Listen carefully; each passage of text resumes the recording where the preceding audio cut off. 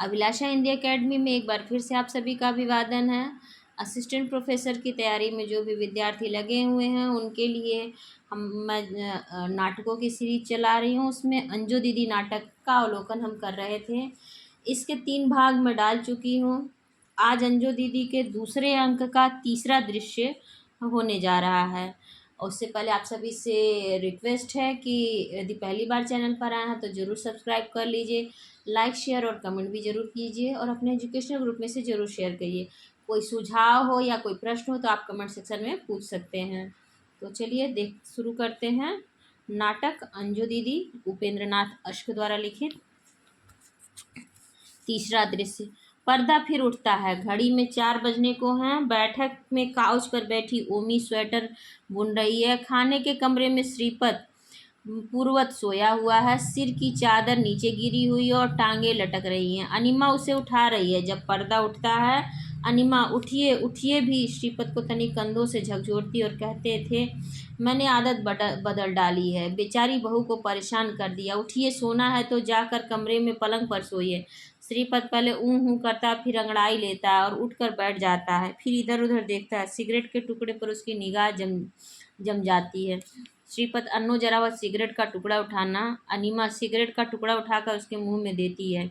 हालांकि आपकी जेब में पूरी डिबिया होगी, उसमें से एक सुलगा लेते तो क्या बिगड़ जाता। श्रीपत, ओमी जाते जाते दिया सलाई ही उठा ले गई। अनिमा, पर मैं तो ले आई हूँ। दिया सलाई जलाकर सिगरेट सुलगा देती हूँ। श्रीपत, अरे भाई तुम कितनी अच्छी हो, तुम्हें अब तक मेरी इस आदत की याद है। जोर से कस खींचता है। अनिमा, लेकिन आपने तो अपनी आदतों को बदल लिया था। श्रीपत, पर तुमने तो याद रखा। गाता है, मथुरा में जाकर भूल गए काहन सब ब्रज की गलियों को, पर ब्रज की गलियां स्पंदित हैं अब भी काहन की बातों से। नीलम अपने कमरे से निकलता है। नीलम, मामा जी आप मुझे डिस्टर्ब कर रहे हैं। श्रीपत, तुम कविता बना रहे हो। नीलम, नहीं, मैं गणित के प्रश्न कर रहा हूँ। श्रीपत, पर तुम्हें तो कवि बनना है ना। नीलम, मम्मी कहती है कि कवि पागल होते हैं, वे कहती थी कि आप भी कवि हैं। श्रीपत, और पागल हैं। अन्नू हंसती है। नीलम, आप 8 बजे से मेज पर सो रहे हैं, मम्मी मुझे दिखा गई है। मैं ऐसा कभी नहीं बनना चाहता। माँ से सुनी युक्तियाँ दोहराता है। टैगोर खाने की मेज पर नहीं सोते थे। और सरोजनी नायडू। श्रीपत में से उछलकर उसे बाहों में लेकर चूम लेता है। मैं कवि नहीं हूँ, पर कवि मेज पर भी सोते हैं, धरती पर भी और गदेलों पर भी। यह कहीं नहीं लिखा कि मेज पर सोने वाला आदमी कवि नहीं बन सकता। फिर उसे चूम कर, पर तुम जाओ बेटा, जाकर गणित में मन लगाओ। तुम्हारा ध्यान तो इतनी जल्दी कविता से हट गया तो लगता है कि तुम्हारा ध्यान उसमें नहीं था। नीलम, दादाजी हमेशा कहते हैं हमको डिस्टर्ब ना करो, क्या उनका भी ध्यान नहीं होता। श्रीपत जोर से ठहाका लगाता है। जैसे तुम गणित के सवाल। देखिए, पहले संस्करण में गीत अलग थे और ये तीसरा संस्करण है, इसमें गीत बदल दिए गए हैं।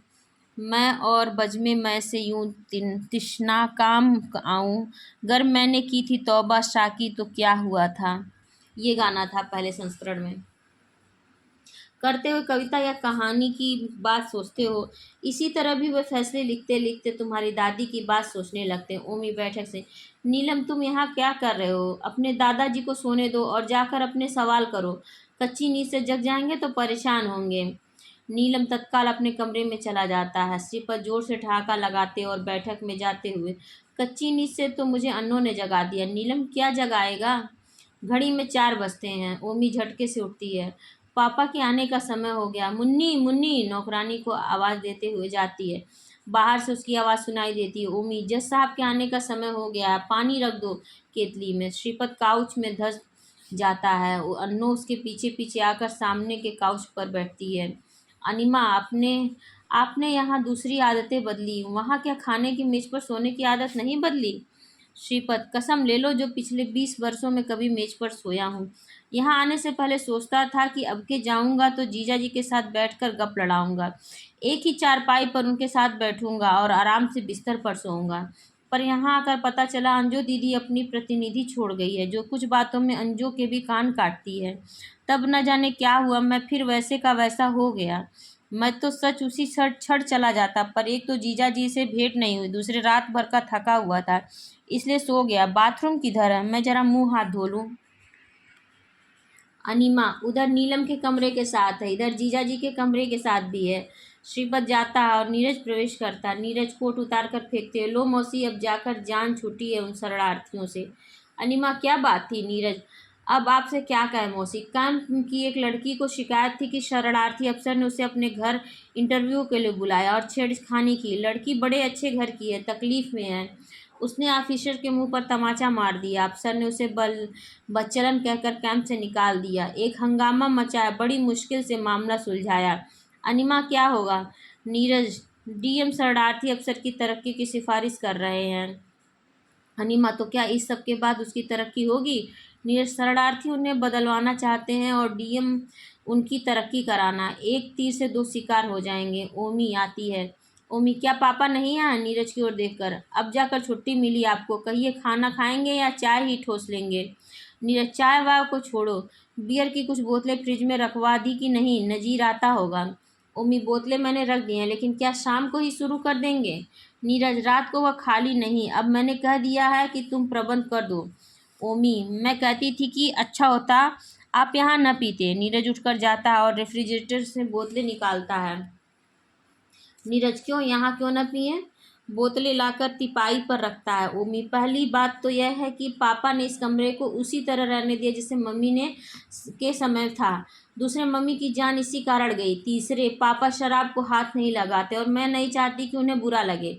नीरज यह तो बिल्कुल बेतुकी बात है। मैं अपने घर में मेहमानों को भी को बुलाओ भी नहीं, जाकर कुछ और बोतलें और बियर के मग लाता है।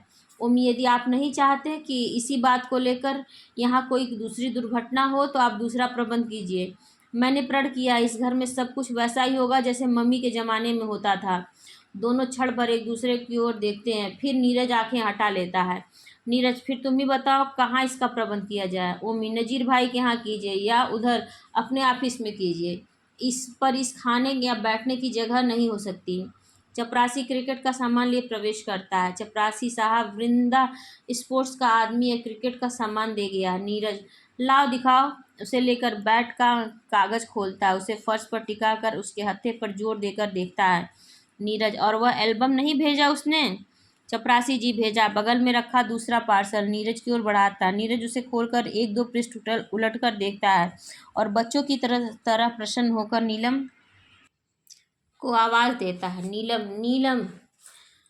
नीलम दूसरे कमरे से जी पापा, हाथ में कलम लिए हुए भागा आता है। नीरज तुम्हारे लिए क्रिकेट का सामान मंगाया और देखो इस एल्बम में क्रिकेट के सब खिलाड़ियों के चित्र, उनके नाम और काम समेत छपे हैं। चलो तुम्हें दिखाएं। मुड़कर चपरासी से तुम जरा नजीर साहब के यहाँ जाओ और कहो कि मुंह हाथ धोकर चले आएं।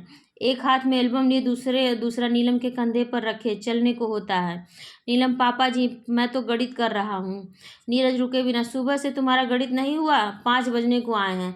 अब 1-2 घंटे खेलो फिर पढ़ लेना। गधे की तरह सारा दिन पढ़ाई का बोझ उठोगे तो गधे बन जाओगे। ओमी हाथ पर सिर तुड़वा लेगा तो आपको चैन आएगा। नीरज उसकी नहीं सुनता। चलो चलो तुम्हें क्रिकेट के खिलाड़ियों की तस्वीरें दिखाएं, फिर खुद चढ़ खेलेंगे। ओमी आप उसे निकम्मा और आवारा बनाकर दम लेंगे। नीरज उसकी नहीं सुनता और अन्नू से कहता अन्नू मौसी तुम भी आओ। अनिमा तुम ही जाओ भाई, मैं न बैट पकड़ना जानूँ न गेंद फेंकना। नीरज तुम जरा विकेटों के पीछे खड़ी हो जाना। जोर से हंसता है और गेंद नीलम को देकर विकेटें बगल में लिए बैट घुमाता हुआ चला जाता है। पीछे पीछे अन्नू जाती है। ओमी मौसी नाक मुंह तुड़वा लोगी। अनिमा मुड़कर अरे मैं रहूंगी तो नाक मुंह टूटने से बचे रहेंगे। हंसती हुई चली जाती है। ओमी लंबी सांस लेकर कोने के काउच में धंस जाती है और सिलाइयाँ ले बैठती है। कुछ देर बाद श्री इंद्र नारायण अपने कमरे से निकलते हैं। हालांकि शक्ल वही वकील साहब की है, पर इन 20 वर्षों में जिनमें वे वकील से जज हो गए उन्हें काफ़ी बदल दिया। उनके शरीर ने मांस छोड़ दिया, चेहरे पर आँखों के नीचे बड़े बड़े लोथड़े हैं, पेट भी कदरे मोटा हुआ है, चेहरे पर ताजगी नहीं। हाँ, सन्यासियों का सा वैराग्य वहाँ अवश्य विद्यमान है। कोने के अंधेरे में काउच पर बैठी ओमी को देखे बिना वे किचन की ओर के दरवाजे की तरफ बढ़कर आवाज़ देते हैं मुन्नी मुन्नी बहू। ओमी सहसा चौंक कर उठती है। ओमी जी पापा क्यों बेटी, क्या श्रीपत आया था। यह मेरे ब्लाटिंग पैड पर उसका बड़ा सा नाम लिखा है। ओमी जी आए थे। इंद्र कब आया था, कहाँ है? उसी समय नीलम के कमरे से रुमाल से हाथ पोंछता हुआ श्रीपत आता और जज साहब को देखते ही जीजा जी कहता हुआ पढ़कर उन्हें आलिंगनबद्ध कर लेता है। श्रीपत का ये जीजा जी कैसे मिजाज है? ओमी उन बातों में नीमक देखकर जल्दी जल्दी बियर की बोतलें उठाने लगती है कि श्रीपत की जरा नज़र उस पर पड़ जाती है। श्रीपत, इन्हें यहीं रहने दो बेटी। ओमी बोतलें वहीं छोड़कर चली जाती है। इंद्रनाथ उसके आलिंगन से अलग होते, अरे भाई कब?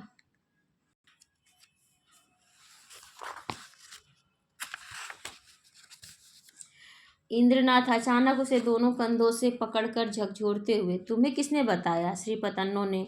इंद्रनाथ अंदर की ओर बढ़ते हुए उद्वेलित स्वर में चिल्लाते हैं, अन्नो अन्नो। अनिमा भागी आते। जज साहब के स्वर में कुछ ऐसी उत्तेजना, कुछ ऐसा उद्वेलन है कि ओमी भी उसके पीछे पीछे चली आती है और अन्नो के पीछे नीरज भी झाँकता है और उसके पीछे नीलम भी।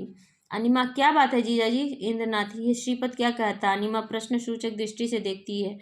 इंद्रनाथ, क्या अंजू ने जहर खाया था? अनिमा श्रीपत की ओर प्रश्न सूचक दृष्टि से देखती है। इंद्रनाथ, क्या अंजू ने जहर खाया था?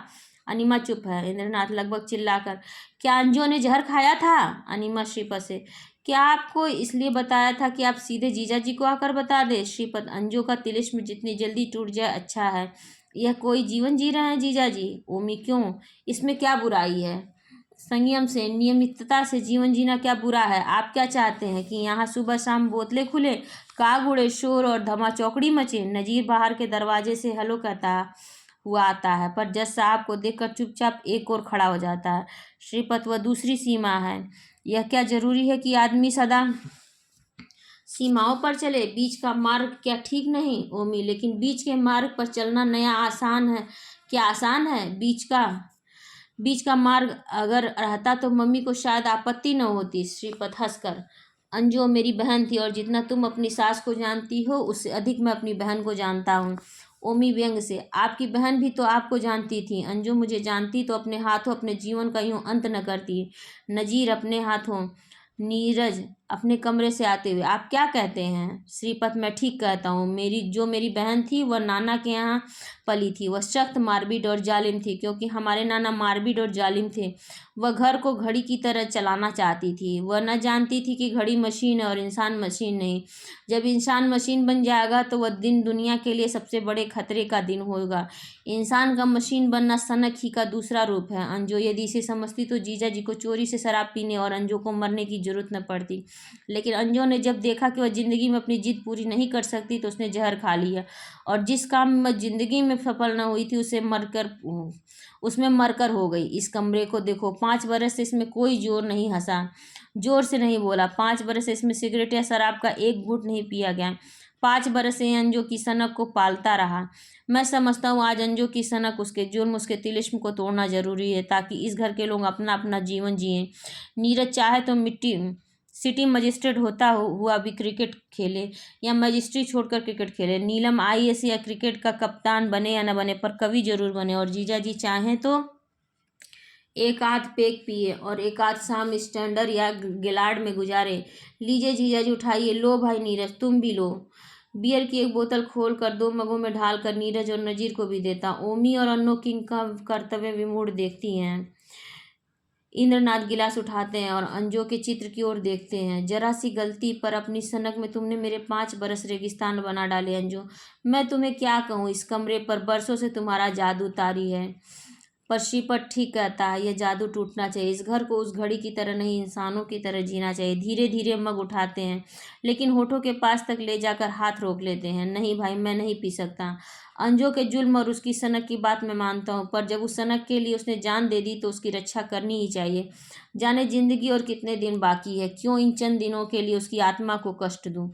मग को मेज पर रख कर अपने कमरे को चलते हैं, फिर रुकते हैं। लेकिन तुम पियो, मौज मनाओ, इस कमरे का जादू तोड़ो, हंसो, शोर मचाओ, जियो मुड़कर जाते हुए। लेकिन मुझे मेरे हाल पर छोड़ दो, मुझे मेरे हाल पर छोड़ दो। सब किंग कर्तव्य विमूढ़ खड़े हैं। जब इंद्र नारायण अपने कमरे में चले जाते हैं, पर्दा सहसा गिर जाता है। तो ये ख़त्म होता है नाटक अंजू दीदी। आप लोगों को कैसा लगा ज़रूर बताइएगा। यदि मन में कोई प्रश्न हो या कोई सुझाव हो तो आप ज़रूर कमेंट सेक्शन में दीजिएगा। मेरे टेलीग्राम पे भी जुड़ जाइए और मुझे एफबी पर भी पेज पर भी फॉलो करिए, आपको डिस्क्रिप्शन में लिंक मिल जाएगी। और मुझसे जुड़ने के लिए आप सभी का बहुत बहुत धन्यवाद।